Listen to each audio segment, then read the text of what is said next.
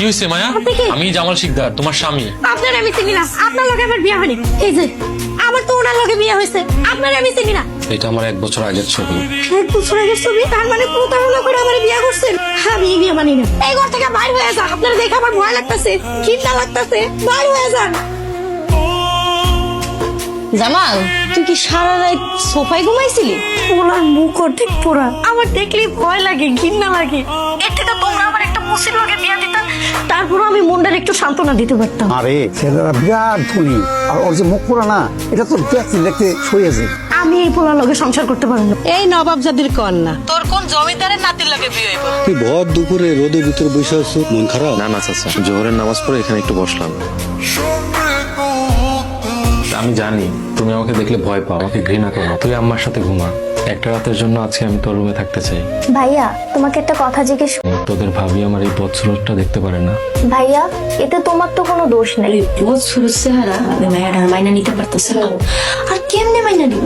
দিনের ভিতরে মাত্র 8-10 বার আমি দেখি, তাতেই তো আমার বমি আসে। কথা কওয়ানোর সময় সম্ভবত যত পারি কম তাকাই ওর চেহারার দিকে।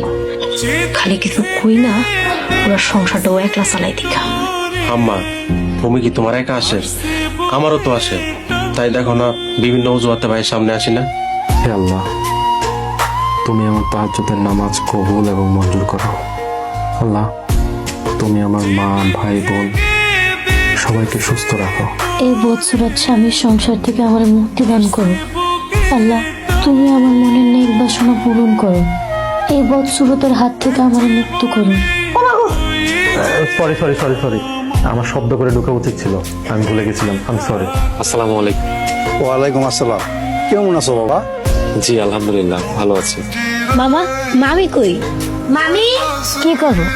জামাই জন্য চা বানাইতেছি। খালি চাই, বিস্কুট টিস্কুট কিছুই নাই।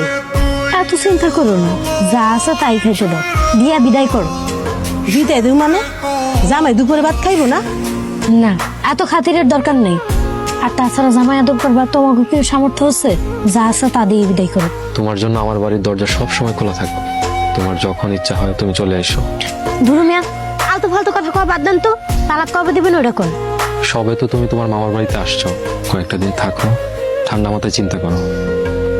একদম নাটক করবেন না, কথা ঘুরানোর চেষ্টা করবেন না। আপনার ভাগ্য ভালো যে আপনার নামে আমি মামলা করিনি।